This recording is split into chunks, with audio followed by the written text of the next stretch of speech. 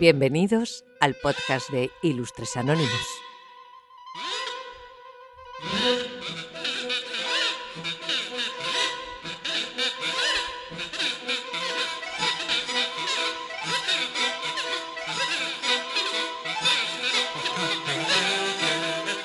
La historia de la humanidad está llena de enfrentamientos.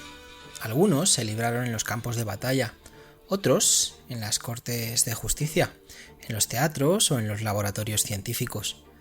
Pero todos ellos tuvieron algo en común: la lucha por la supremacía. Allí, donde hubo talento, ambición y genialidad, hubo también competencia, rivalidades encarnizadas y duelos de egos que marcaron el destino de naciones, culturas y disciplinas enteras. Hoy vamos a recorrer algunas de las grandes rivalidades que han definido la historia, desde el mundo de la literatura, con Cervantes y Lope de Vega, que convirtieron España o la España del siglo de oro en un campo de batalla de versos afilados y ataques encubiertos, hasta la pugna por la electricidad entre Nikola Tesla y Thomas Edison, donde la innovación y el dinero chocaron en una lucha sin cuartel. En el ámbito de la guerra, reviviremos el enfrentamiento entre Napoleón Bonaparte y el duque de Wellington, un choque entre dos mentes militares que terminó decidiendo el destino de Europa. Y en el arte, descubriremos cómo Pablo Picasso y Henri Matisse se convirtieron su competencia en una de las fuerzas más poderosas de la pintura del siglo XX. Por último, nos adentraremos en una de las rivalidades políticas más intensas de la historia, la que enfrentó a Isabel I de Inglaterra, que ya la conocemos, y a María Estuardo de Escocia, dos reinas que lucharon no solo por el poder, sino por su propia supervivencia, en una época en la que ser mujer y monarca era en sí mismo un desafío mortal. Cada una de estas historias revela un aspecto diferente de la naturaleza humana: la ambición, el orgullo, el deseo de reconocimiento y, en algunos casos, la necesidad de aniquilar al rival. Pero la gran pregunta es: ¿hasta qué punto estas rivalidades fueron realmente negativas? ¿Fueron simples conflictos destructivos o, por el contrario, ayudaron a impulsar el talento y el progreso?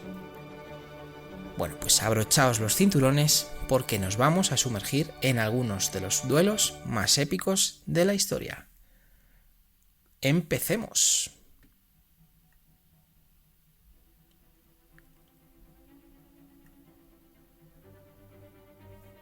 El siglo de oro español no solo fue una época de esplendor cultural, sino también un hervidero de egos, envidias y disputas entre escritores que buscaban inmortalizar su nombre en la historia. Y entre todos los grandes literatos de la época, hubo dos que protagonizaron un enfrentamiento digno de una de sus propias obras: el ya conocidísimo y queridísimo Miguel de Cervantes y no tan menos conocido Lope de Vega. Uno era un soldado venido a menos, que pasó buena parte de su vida intentando que su talento fuese reconocido. Os recomiendo que os paséis por el episodio que le dedicamos a Cervantes y también El hombre de la Mancha.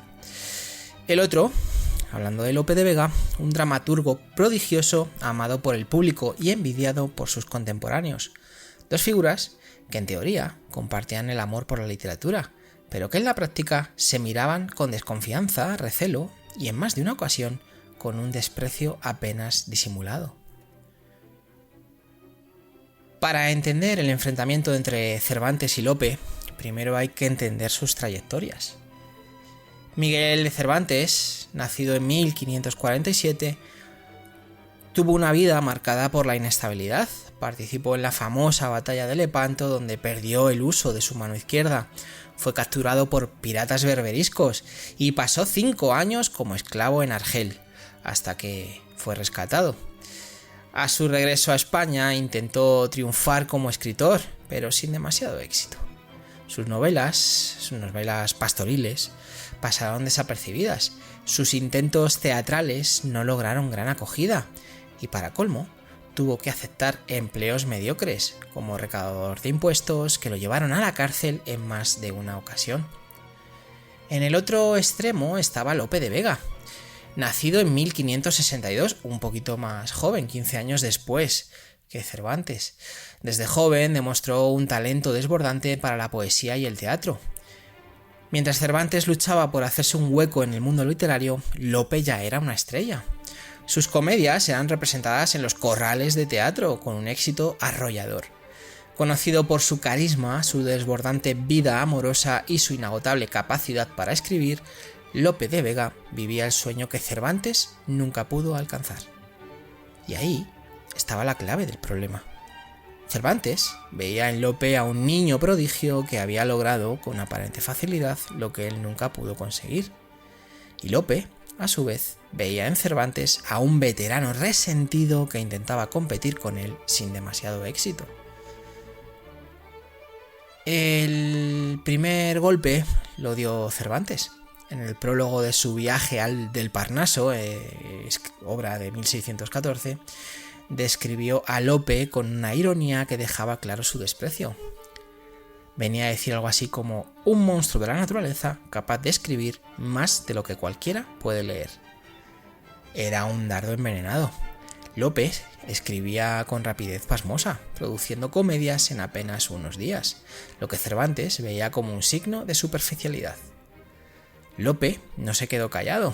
En cartas privadas se refirió a Cervantes de manera despectiva, llamándolo viejo, pobre y sin amigos. Además, en un momento en que Cervantes todavía no había publicado El Quijote, Lope se jactaba de que la gente solo hablaba de sus propias obras, mientras que los intentos de otros escritores pasaban desapercibidos. Cuando finalmente Cervantes publicó El Quijote en 1605, la obra fue un éxito rotundo, pero Lope no pareció impresionado. En una carta dejó claro que no consideraba la novela como una obra digna de mención. El inventor de la novela moderna, diríamos hoy. Para Lope, el teatro era el género supremo y las novelas de caballerías, aunque ridiculizadas en El Quijote, no eran más que entretenimiento menor. Pasaros por ese episodio, os lo recomiendo de verdad. Hablábamos incluso de cómo Cervantes ya rompía la cuarta pared en la segunda parte del Quijote. Bueno, y hablando de esto, el golpe más duro vino con la publicación de la segunda parte del Quijote en 1615. Allí, Cervantes lanzó una de sus críticas más ácidas contra Lope. En un pasaje, un personaje llamado Sansón Carrasco menciona a un dramaturgo contemporáneo que tiene al mundo en vilo con sus comedias, pero añade que si alguna vez se retirara, descansaría el orbe de sus comedias. Un ataque apenas disimulado a la sobreproducción teatral de Lope.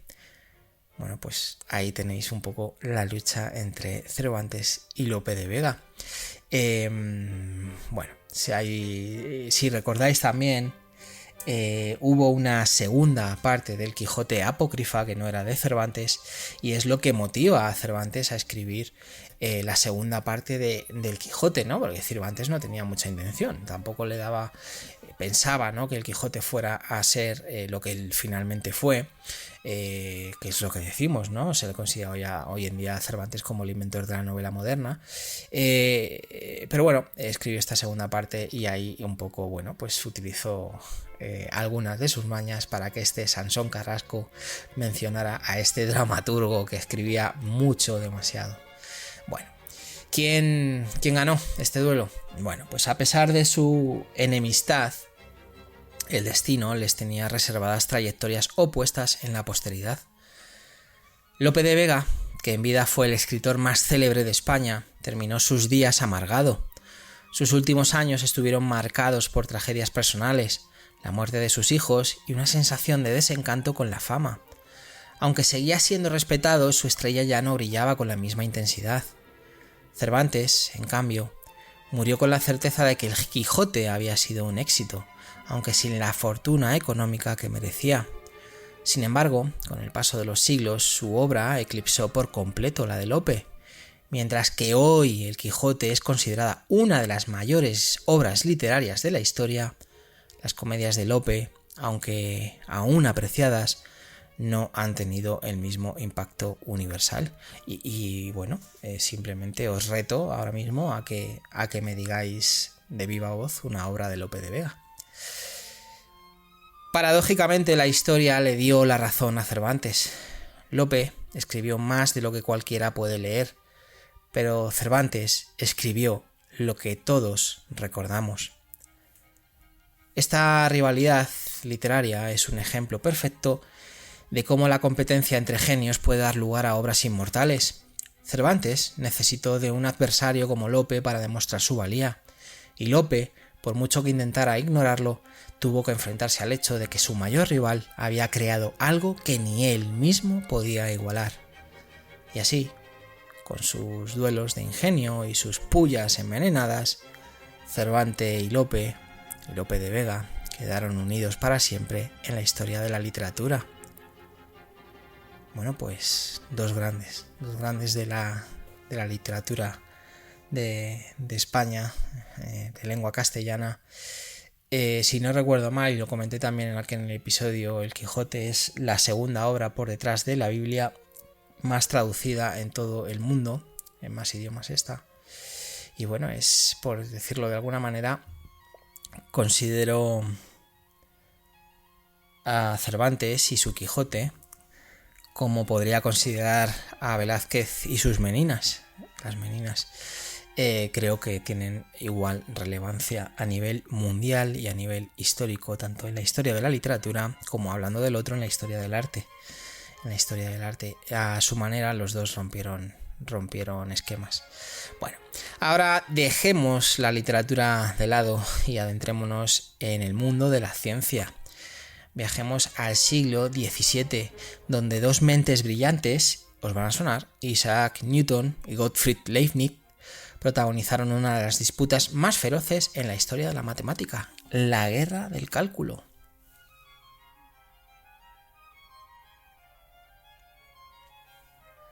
Si hay algo que define la historia de la ciencia, además de los descubrimientos revolucionarios, es la feroz lucha por la autoría de esos descubrimientos.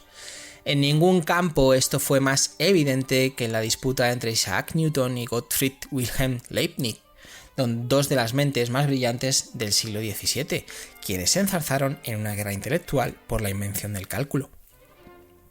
Hoy en día, cuando los estudiantes se enfrentan a integrales y derivadas, cuando nos hemos enfrentado a ello, no piensan en que detrás de esas ecuaciones hubo una batalla de egos, intrigas y acusaciones que dividieron a la comunidad científica de Europa durante décadas. Pero lo cierto es que el cálculo, una de las herramientas matemáticas más poderosas de la historia, no solo fue una revolución en sí mismo, sino que también provocó uno de los conflictos más encarnizados entre dos gigantes de la ciencia. Bueno, pues vamos a hablar de ellos. Isaac Newton, nacido en 1643 en Inglaterra, era un genio solitario y obsesivo, con muchos genios. Su mente prodigiosa le permitió desarrollar las bases de la física moderna, formulando las leyes del movimiento y la gravitación universal. Pero su personalidad era la de un hombre hermético, desconfiado y poco dado a compartir sus descubrimientos. Por otro lado, Gottfried Wilhelm Leibniz, nacido en 1646 en Alemania, era un filósofo y matemático de espíritu más abierto. A diferencia de Newton, que trabajaba en la soledad de su habitación en Cambridge, Leibniz viajaba, intercambiaba ideas y publicaba sus hallazgos con entusiasmo. Ambos trabajaron en un mismo problema: desarrollar un nuevo sistema matemático capaz de describir el cambio y el movimiento con precisión. Y ambos, de forma independiente, llegaron al mismo resultado: el cálculo diferencial e integral. Pero como suele pasar siempre, la pregunta clave era: ¿quién lo descubrió primero? ¿Quién fue el verdadero padre del cálculo? Newton empezó a desarrollar su versión del cálculo en la década de 1660, pero fiel a su carácter no publicó nada al respecto durante años. Guardó sus notas, temeroso de que sus ideas fueran plagiadas o malinterpretadas. Leibniz, en cambio, publicó su versión del cálculo en 1684, con un sistema más elegante y simbólico que el de Newton. De hecho, la notación matemática que usamos hoy ese famoso símbolo que parece una S alargada para la integración y la D para la derivación, es obra de Leibniz, no de Newton. Cuando los seguidores de Newton se dieron cuenta de que Leibniz estaba siendo reconocido como el inventor del cálculo, estalló el conflicto, imaginároslo. En 1699, un grupo de matemáticos ingleses acusó a Leibniz de haber copiado las ideas de Newton. La disputa se intensificó cuando la Royal Society, la prestigiosa Academia Científica de Inglaterra, creó un comité para investigar el asunto. Pero aquí viene el detalle más polémico. El comité estaba dirigido por el propio Newton, quien en secreto escribió el informe final concluyendo que Leibniz había plagiado sus ideas. Juez, jurado y verdugo. La comunidad científica quedó dividida. En Inglaterra, Newton era visto como el auténtico creador del cálculo, mientras que en Europa continental, Leibniz era considerado el verdadero padre de esta disciplina.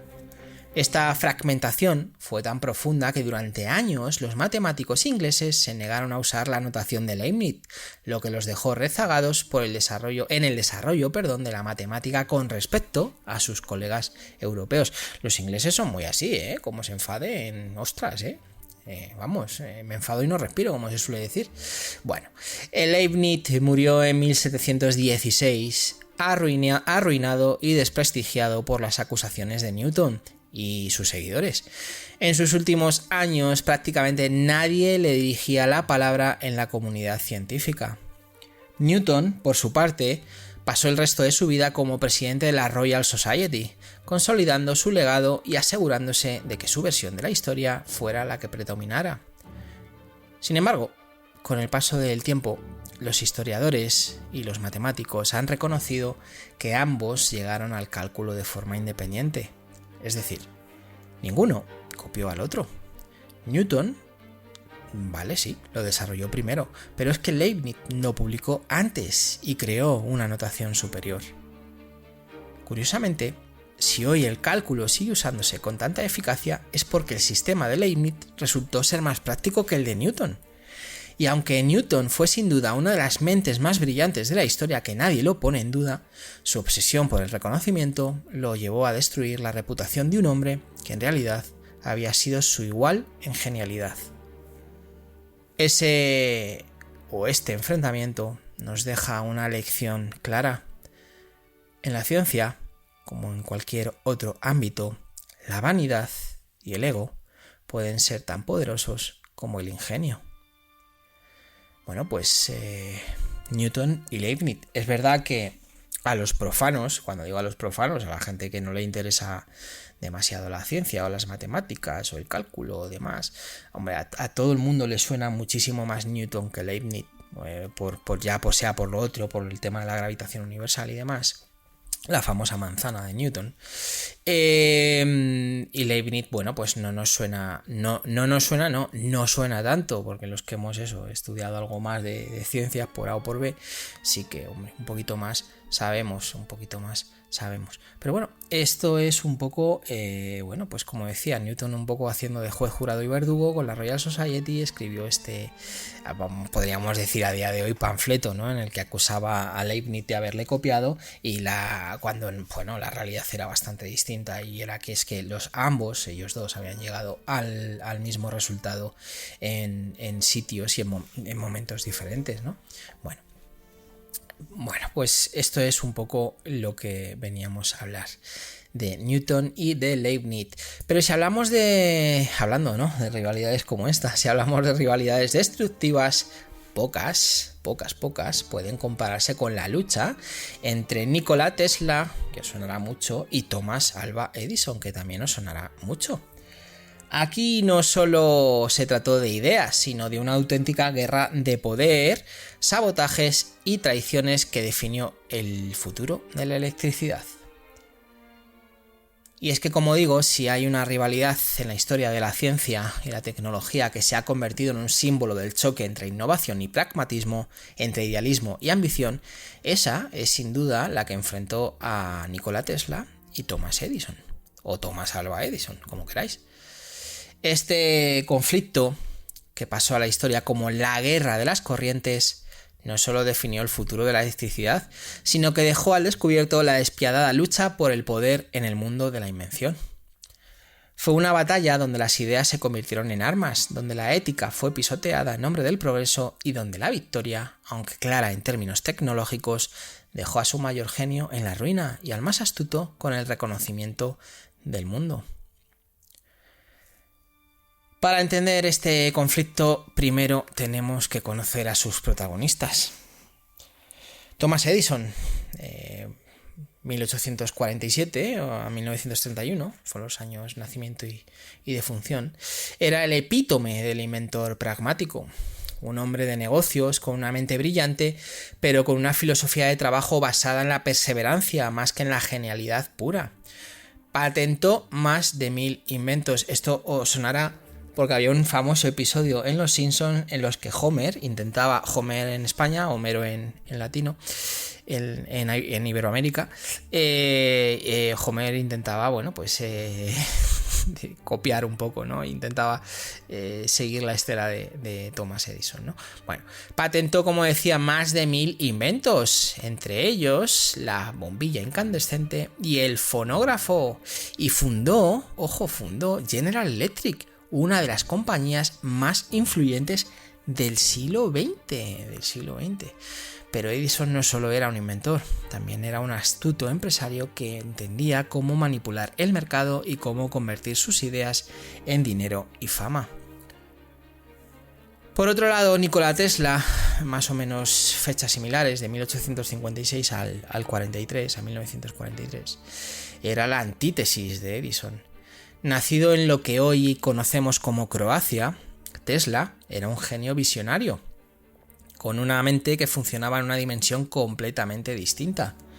Soñaba con transmitir energía de manera inalámbrica, con descubrir los secretos del electromagnetismo y con cambiar el mundo con ideas que a menudo parecían sacadas de la ciencia ficción. Sin embargo, Tesla carecía del instinto comercial de Edison y nunca supo capitalizar sus invenciones. El conflicto entre ambos comenzó en los años 1880, cuando Tesla llegó a Estados Unidos y comenzó a trabajar para Edison, porque sí, fue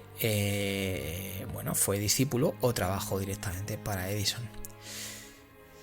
En esa época, vuelvo a decirlo, los años 80 del siglo XIX, de 1880, en esa época Edison estaba promoviendo la corriente continua como la mejor forma de distribuir electricidad. Sin embargo, este sistema tenía una gran limitación.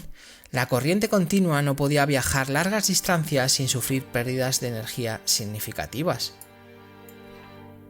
Tesla, por su parte, creía que el futuro estaba en la corriente alterna, un sistema mucho más eficiente que permitía transportar electricidad a grandes distancias con menos pérdida. Tesla había desarrollado este concepto en Europa y al llegar a Estados Unidos trató de convencer a Edison de que la corriente alterna era superior. Pero Edison no quería saber nada de la corriente alterna. Había invertido demasiado en su sistema de corriente continua y no estaba dispuesto a admitir que podía haber un método mejor. Edison desestimó las ideas de Tesla y en un acto de arrogancia incluso le prometió un bono de $50.000, ojo, $50.000 de 1880, si lograba mejorar sus generadores de corriente continua. Cuando Tesla logró hacerlo y pidió su recompensa, Edison se rió y le dijo: Tesla, tú no entiendes el humor americano. Humillado y sin dinero, Tesla renunció y se separó de Edison para buscar apoyo en otro lugar. Voy a hacer un comentario. Si tú prometes algo, lo das. Aunque lo hagas en plan de eso, arrogante, ¿no? Si consigues esto, te doy $50.000. Es decir, es un contrato verbal y es vinculante. Entonces, habría muchas cosas que decir. Pero eso de que no entiendes el humor americano, claro, una vez que ya te ha hecho el trabajo, le dices que es que no entiende el humor americano, tú lo que tienes es mucho morro, independientemente de que seas Edison. Pues eso, humillado y sin dinero, Tesla dice hasta luego y se va de la compañía, ¿no? de Edison. Y es aquí donde entra en escena George Westinghouse, un empresario que sí vio el potencial de Tesla. Westinghouse compró sus patentes de corriente alterna y comenzó a competir contra Edison en la electrificación de Estados Unidos. Lo que siguió fue una de las campañas de desprestigio más brutales en la historia de la tecnología. Edison sabía que su sistema de corriente continua estaba en peligro y decidió, como no podía ser de otra forma, también debía ser humor americano, luchar sucio. Inició una campaña de miedo para convencer al público de que la corriente alterna era peligrosa y mortal. Para ello, financió experimentos donde electrocutaba animales con corriente alterna para demostrar sus peligros, como que la corriente continua no es peligrosa.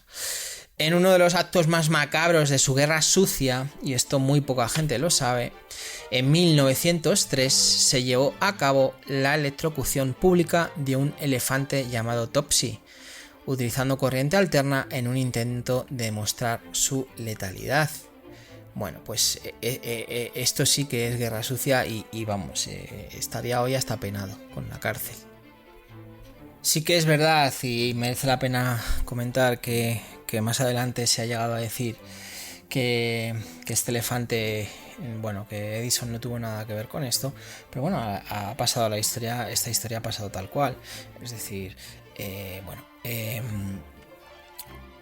sí que es verdad que parece ser que este elefante, bueno, pues imaginaros en aquella época, ¿no? Los animales para los circos y demás, maltratados y una serie de cosas más. Este elefante atacó a 3 personas y fallecieron y decidieron electrocutarlo, decidieron matar a este elefante con corriente alterna. Dicen que Edison no tuvo nada que ver con esto, que no estaba en Luna Park cuando pasó esto, pero bueno, ahí está. Es como ha llegado hasta nosotros a día de hoy.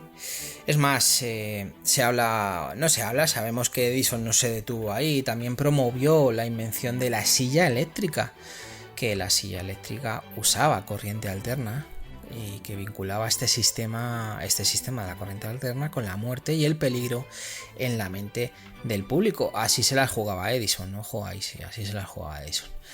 A pesar de todos sus esfuerzos, la superioridad técnica de la corriente alterna era evidente. La gota que colmó el vaso fue en la famosa Exposición Universal de Chicago de 1893, donde Westinghouse y Tesla lograron iluminar la feria entera con corriente alterna. Poco después se adjudicaron el contrato para construir la primera central hidroeléctrica en las cataratas del Niágara, consolidando el dominio de la corriente alterna como el estándar de la electricidad en todo el mundo. Edison había perdido. Pero como pasa siempre, la historia no terminó ahí.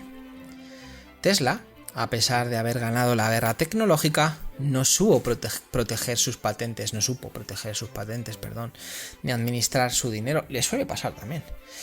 Westinghouse, en una muestra de gratitud, había firmado con Tesla un acuerdo en el que le pagaría regalías, como se suele decir, unas comisiones, por cada kilovatio de energía generado con sus patentes.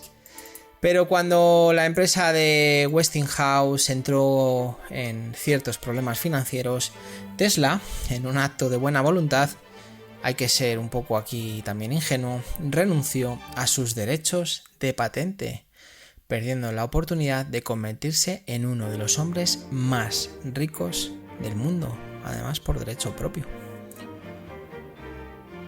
Edison, aunque derrotado en la guerra de las corrientes, supo reinventarse. Se distanció del sector eléctrico, vendió su empresa, que luego se convirtió en General Electric, y centró en su carrera en otros inventos. Murió como un hombre célebre, todos le conocemos, respetado y con un imperio industrial a su nombre. Tesla, en cambio, terminó olvidado, viviendo en la miseria en un hotel de Nueva York, obsesionado con experimentos visionarios que nunca llegaron a concretarse. Cuando murió en 1943, el gobierno estadounidense confiscó sus notas, muchas de las cuales siguen siendo un misterio hasta el día de hoy. Bueno, pues, y si conocemos a Tesla hoy más, es por el señor este sudafricano. que es un poco del far right, que ha puesto el nombre de Nikola Tesla a estos coches. Bueno, pero sí, Edison es mucho más conocido por muchas más invenciones y al final, bueno, pues ha pasado un poco con el nombre un poco más limpio a los anales, ¿no?, de la historia, como se suele decir. Bueno, la historia ha reivindicado a Tesla, eso no hay que dudarlo. Su visión fue la que definió el mundo moderno, con su corriente alterna, impulsando la electricidad en todos los rincones del planeta. Pero su trágico final nos recuerda que no basta con tener grandes ideas. En el mundo real, el talento sin estrategia puede ser devorado por la ambición de otros. Si la guerra de las corrientes nos enseñó algo, es que la historia no siempre favorece a los visionarios, sino a los que saben jugar bien sus cartas. Bueno, pues Nikola Tesla y Thomas Alva Edison. Bueno, si hablamos de estrategia y conflictos legendarios, pocos han sido tan decisivos como el enfrentamiento entre dos titanes de la guerra: Napoleón Bonaparte, del cual ya hemos hablado alguna vez, y el Duque de Wellington. Un duelo que cambiaría el destino de Europa para siempre. La historia militar está llena de grandes enfrentamientos entre generales, pero pocos duelos han sido tan determinantes como el que enfrentó a Napoleón Bonaparte y el Duque de Wellington. No fue solo un choque de dos ejércitos, sino una batalla de inteligencias estratégicas, de filosofías de guerra opuestas y de egos que se medirían en el campo de batalla más famoso del siglo XIX, Waterloo. Napoleón, no solamente por la guerra es famoso, sino también por la canción de ABBA, que habla de esto básicamente. Napoleón era el emperador caído que intentaba recuperar su gloria, mientras que Wellington era el general que debía impedir que Francia volviera a dominar Europa. Pero antes de llegar a ese enfrentamiento épico, es importante conocer qué llevó a estos dos hombres a convertirse en enemigos irreconciliables. Bueno, pues tenemos a Napoleón, que ya hemos hablado alguna vez de él, 1769 a 1821. Fue sin duda uno de los más grandes estrategas de la historia. Desde joven demostró una habilidad excepcional para la guerra, ascendiendo, ¿no?, rápidamente en las filas del ejército francés durante la Revolución Francesa. Su éxito se basaba en una combinación de rapidez, sorpresa y una capacidad inigualable para reorganizar sus tropas en plena batalla. Su estrategia de la guerra relámpago le permitió vencer a prácticamente todos los ejércitos europeos en una serie de campañas que expandieron el imperio francés por todo el continente. Sin embargo, Napoleón tenía un punto débil: su exceso de confianza. Yo diría que tenía más de uno, pero bueno. Creía que su genio táctico era suficiente para superar cualquier obstáculo, y ese orgullo lo llevó a cometer errores que le costarían caro.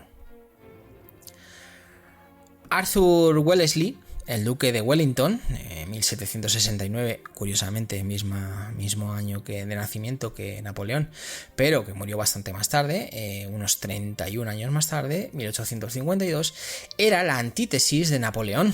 Nacido, como decía, el mismo año que su enemigo, Wellington era un militar británico disciplinado, pragmático y extremadamente meticuloso. A diferencia de Napoleón, que apostaba por ataques rápidos y decisivos, Wellington, pues básicamente prefería posiciones defensivas bien preparadas y combates de desgaste. Su experiencia en la Guerra de la Independencia Española entre 1808 y 1814, donde derrotó repetidamente a los mariscales de Napoleón, le dio la confianza de que el emperador francés pues no era invencible, como le habían dicho, pero aún quedaba un duelo directo por disputarse. Para 1814, Napoleón había sido derrotado y enviado al exilio a la isla de Elba, tras una serie de fracasos militares, incluido su desastroso intento, y tan desastroso, de invadir Rusia en 1812. Mismo error cometería también Hitler con los rusos, pero bueno. Parecía que la era napoleónica había llegado a su fin. Pero en 1815 Napoleón escapó de Elba y regresó a Francia, donde en solo 100 días, ojo, solo en 100 días, logró recuperar el poder. O sea, estaba exiliado, estaba en la isla de Elba, estaba prácticamente ya, demonizado y ahí abandonado, y este logra recuperar el poder en 100 días. Bueno, su regreso aterrorizó a los monarcas europeos, quienes formaron una nueva coalición para acabar con él de una vez por todas. Napoleón sabía que su única oportunidad era derrotar a los ejércitos británico y prusiano antes de que pudieran unirse. Decidió atacar primero a Wellington, en Bélgica, en una llanura cercana a un pequeño pueblo llamado Waterloo. El 18 de junio de 1815, las tropas francesas de Napoleón, unos 72.000 soldados, y si me habéis oído bien, unos 72.000 soldados, se enfrentaron al ejército de Wellington, compuesto por 68.000 hombres, más o menos, una diferencia de 4.000. En su mayoría británicos, holandeses y alemanes, con la promesa de que el ejército prusiano de Blücher llegaría como refuerzo. Waterloo fue un duelo de estrategias en su máxima expresión. Napoleón, confiando en su capacidad ofensiva, atacó con fuerza la posición de Wellington. Su plan era básicamente romper las líneas aliadas antes de que los prusianos pudieran llegar. Pero Wellington había elegido bien el terreno. Colocó sus tropas en una posición elevada con su infantería protegida tras colinas y granjas fortificadas. Su estrategia era resistir hasta que los prusianos llegaran a reforzarlo. Durante todo el día, Napoleón lanzó asaltos brutales contra las posiciones británicas. Uno de los momentos más dramáticos ocurrió cuando ordenó a la vieja guardia, su unidad de élite, atacar en el momento crucial. Pero en un giro inesperado, la infantería británica, bien posicionada y disciplinada, repelió el ataque. En ese momento, los prusianos llegaron al campo de batalla, atacando el flanco francés. El ejército de Napoleón, agotado tras horas de combate, comenzó a desmoronarse. Cuando la vieja guardia finalmente retrocedió, el pánico se apoderó del ejército francés. La batalla había terminado. Napoleón había perdido. Bueno, pues aquí tenemos un poco lo que pasó en Waterloo. ¿Qué pasó? ¿Qué consecuencias hubo? Tras su derrota en Waterloo, Napoleón intentó escapar, pero fue capturado y exiliado a la remota isla de Santa Helena. Ya no nos vale Elba, ahora la mandamos a Santa Helena, en medio del Atlántico. Allí pasó sus últimos años escribiendo sus memorias y culpando a sus generales por la derrota. Evidentemente, cuando ganas, ganas tú, y cuando pierdes, pierden los demás. Murió en 1821, lejos de Francia y de la gloria que una vez tuvo. Wellington, en cambio, se convirtió en un héroe nacional en Gran Bretaña. Fue aclamado como el hombre que venció a Napoleón y más tarde se convirtió en primer ministro. Waterloo marcó el fin definitivo de la era napoleónica y el inicio de un siglo de dominio británico en Europa. ¿Pero quién fue el mejor? Este duelo no fue simplemente una cuestión de quién ganó una batalla, ambos fueron genios militares con estilos muy diferentes. Napoleón era un táctico audaz, con un talento natural para la guerra relámpago y el movimiento de tropas. Wellington, en cambio, era un maestro de la defensa, paciente y meticuloso, que supo cómo explotar las debilidades del enemigo. Pues un perfecto caballero inglés. Si miramos la historia, Napoleón fue un estratega superior en muchas campañas, pero en el enfrentamiento clave contra Wellington, su arrogancia lo llevó a subestimar a su enemigo. Y eso le costó su imperio. El legado de esta rivalidad sigue vivo hoy.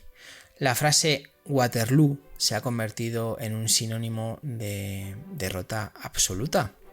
Y cada vez que un líder o empresa sufre un fracaso monumental, se dice o se puede decir que ha encontrado su Waterloo. Así que, aunque Napoleón perdió la batalla final, su impacto en la historia sigue siendo mucho mayor que el de Wellington. Vuelvo a decir lo de antes, seguramente que muchos conocemos más el nombre de Napoleón que el nombre de Wellington, que el nombre del duque de Wellington. Pero bueno, esto es lo normal, ¿no? Lo normal. Bueno, pues estos han sido un poco Napoleón y Wellington. Pero no todas las rivalidades se resolvieron en campos de batalla. Algunas se libraron en lienzos, con pinceles como armas y cuadros como territorio de disputa. Y ninguna fue tan intensa como la lucha entre Picasso y Matisse, una rivalidad artística que cambió para siempre el arte moderno. Y es que el mundo del arte, ya lo hemos visto, está lleno de rivalidades, pero pocas han sido tan influyentes como la que enfrentó a Pablo Picasso y Matisse. No se trató de una enemistad abierta ni de insultos públicos, sino de un duelo silencioso en el que cada uno intentó superar al otro con su creatividad. Ambos eran titanes de la pintura, y sus estilos contrastaban de tal manera que parecían dos fuerzas opuestas luchando por definir el futuro del arte moderno. Sin embargo, a diferencia de otras rivalidades destructivas, la suya fue una competencia que los hizo mejores, llevándolos a alcanzar nuevas cimas en la pintura. Fue un enfrentamiento de genios que, en lugar de aniquilarse, se alimentaron mutuamente. Matisse, Henri Matisse, 1869 a 1954, era un pintor francés que representaba la elegancia y la armonía del color. Se convirtió en el líder del fauvismo, un movimiento caracterizado por el uso radical del color, la simplicidad en las formas y la expresividad visual. Sus obras transmitían calma, belleza y un sentido de orden. Pablo Picasso, de 1881 a 1973, por otro lado, era un revolucionario que nunca se conformaba con una sola idea. A diferencia de Matisse, que perfeccionaba su estilo, Picasso lo destruía y reconstruía constantemente, desde el cubismo, que rompió con todas las normas de la representación pictórica, hasta sus experimentaciones con el surrealismo y la abstracción. Picasso era un artista que buscaba siempre lo nuevo, lo impactante y lo rompedor. El choque entre estos dos titanes del arte era inevitable. Picasso y Matisse se conocieron en 1906, gracias a un amigo que tenían en común, el poeta Guillaume Apollinaire. En aquel momento, Matisse ya era un artista bastante reconocido, mientras que Picasso, 10 años más joven, era un pintor prometedor que aún buscaba su estilo. Pero cuando Picasso vio la obra de Matisse se sintió desafiado. Su colorido vibrante, sus formas libres, su despreocupación por la perspectiva tradicional, todo aquello le pareció un reto directo. Matisse, por su parte, vio en Picasso a un joven ambicioso que estaba dispuesto a romper todas las reglas del arte. Aunque lo respetaba, también lo veía como una amenaza. Y así comenzó un duelo artístico que duraría más de medio siglo. A lo largo de los años, Pablo Picasso y Matisse se observaron mutuamente, respondiendo con sus pinceles a cada nueva obra del otro.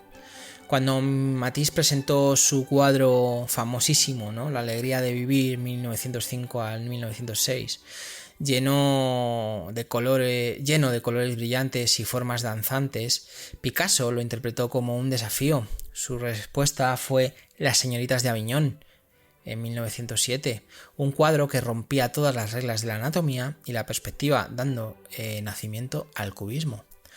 Matisse, aunque sorprendido, no se quedó atrás.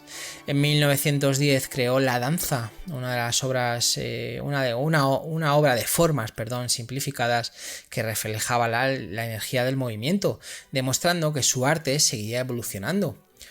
Pero Picasso no se conformó. Durante los años siguientes llevó el cubismo a su máximo desarrollo, descomponiendo las figuras hasta el extremo. En respuesta, Matisse comenzó a experimentar con formas más abstractas y con el uso del papel recortado, anticipándose a lo que décadas más tarde se conocería como arte abstracto. Era un tira y afloja constante. Cada vez que uno de ellos innovaba, el otro respondía con algo aún más impactante. Aunque competían ferozmente, Picasso y Matisse también se admiraban mutuamente. En privado reconocían la genialidad del otro y se influenciaban más de lo que admitían en público. Picasso coleccionaba cuadros de Matisse y en ocasiones copiaba sus ideas, transformándolas a su manera. Matisse, a su vez, veía en Picasso una energía y una capacidad de reinvención que lo obligaba a no quedarse atrás.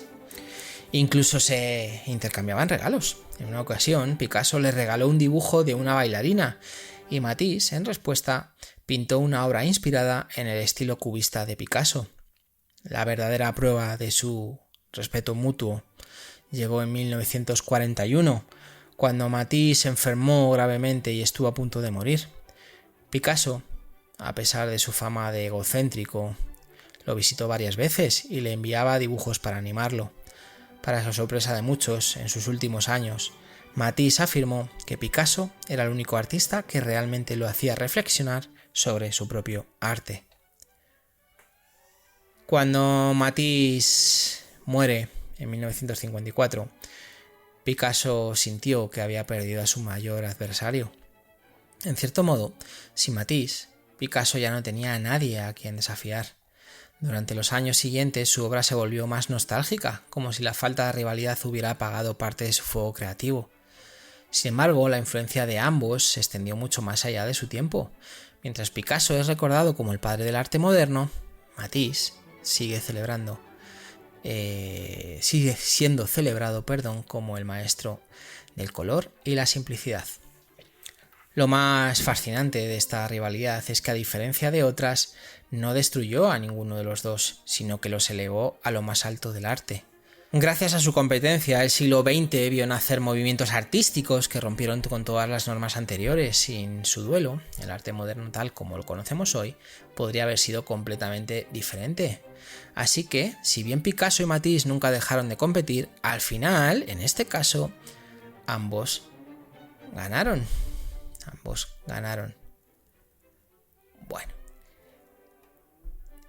pues estos son un poco Pablo Picasso y Henri Matisse.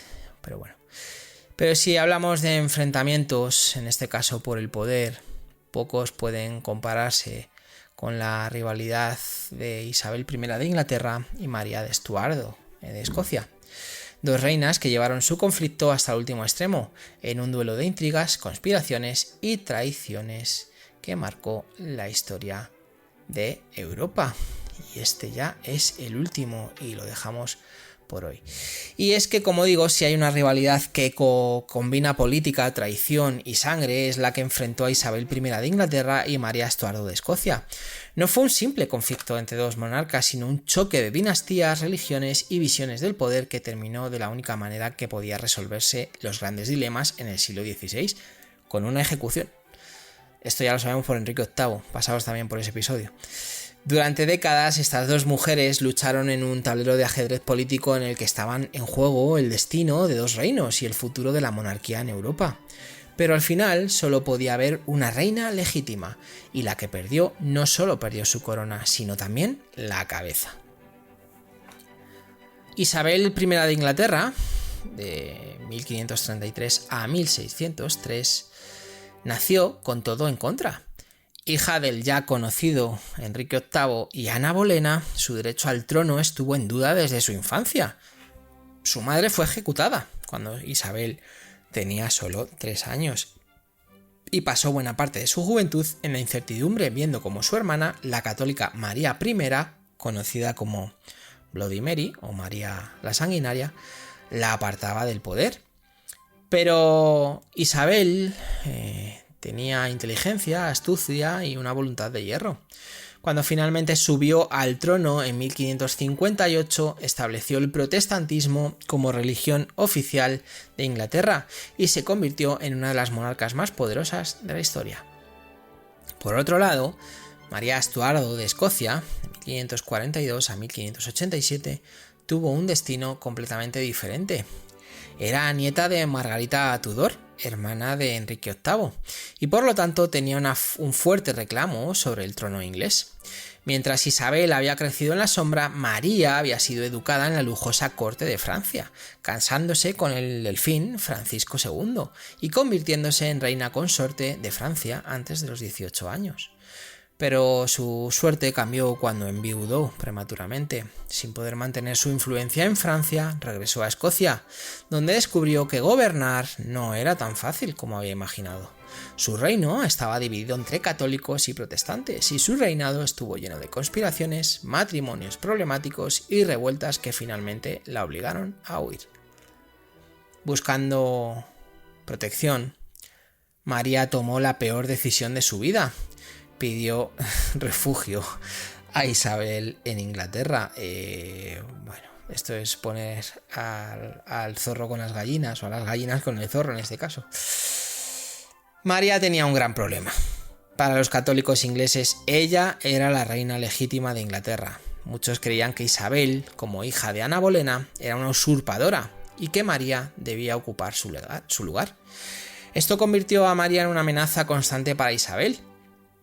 Aunque en teoría Isabel la acogió como una invitada, en realidad la convirtió en prisionera, manteniéndola en diferentes castillos durante casi 19 años. Mientras tanto, en Europa, los enemigos de Isabel veían en María la oportunidad perfecta para restaurar el catolicismo en Inglaterra. Durante años se gestaron conspiraciones para liberar a María y derrocar a Isabel. La más importante de estas fue la conspiración de Babington en 1586, un complot en el que se descubrió que María había enviado cartas apoyando el asesinato de Isabel. Para Isabel esto evidentemente fue la gota que colmó el vaso.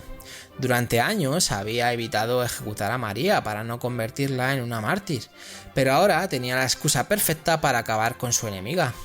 En 1586, María fue llevada a juicio por traición. Aunque intentó defenderse, la sentencia ya estaba decidida de antemano. Culpable. El 8 de febrero de 1587, María fue ejecutada en el castillo de Foringhay. Su muerte no fue rápida ni limpia. El verdugo necesitó hasta 3 hachazos para decapitarla por completo. Su cabeza, según los testigos, rodó por el suelo mientras sus labios aún se movían, como si intentara pronunciar una última palabra. Para Isabel, la ejecución de María fue una victoria política, pero también un acto del que nunca se sintió completamente cómoda.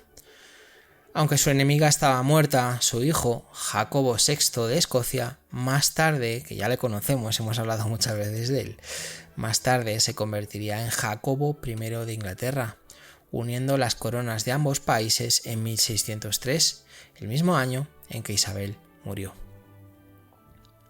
Bueno, pues estas son Isabel I y María Estuardo de Escocia. En términos inmediatos, Isabel podríamos decir que fue la ganadora. Gobernó hasta su muerte, consolidó el poder de Inglaterra y dejó un legado que la convirtió en una de las monarcas más influyentes de la historia.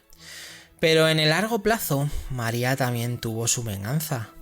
Su hijo Jacobo fue quien heredó el trono inglés, asegurando que la sangre de los Estuardo continuara en la monarquía británica.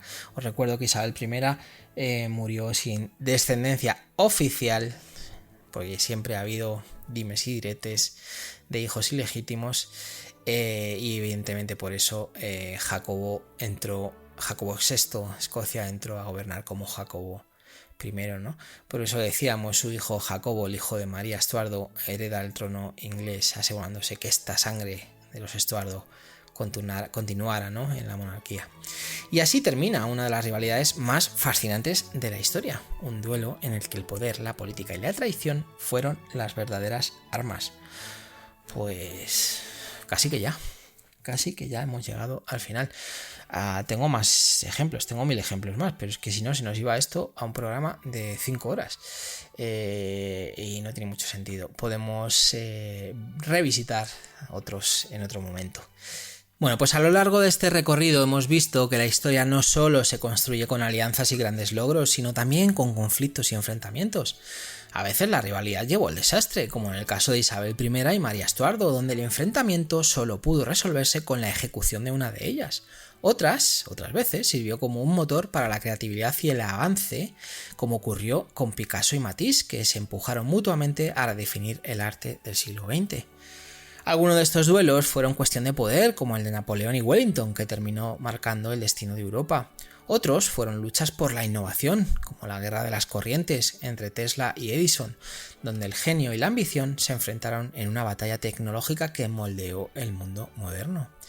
Y por supuesto, encontramos enfrentamientos personales que dejaron huella en la literatura, como el de Cervantes y Lope de Vega, una rivalidad que, aunque llena de envidia y resentimiento, terminó enriqueciéndonos con algunas de las mejores obras del siglo de oro.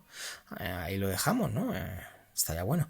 Pero al final, lo que todas estas rivalidades tienen en común es que, de una forma u otra, forzaron a sus protagonistas a dar lo mejor de sí mismos. En algunos casos fueron impulsados por el deseo de superar a su rival, en otros la lucha les costó caro.